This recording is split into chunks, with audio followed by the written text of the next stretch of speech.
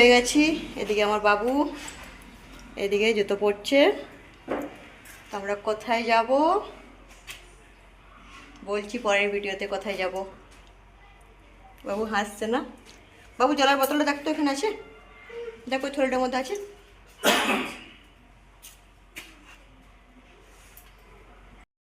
ও বাবা আর ছেলে আমাকে ছেড়ে চলে গেছে।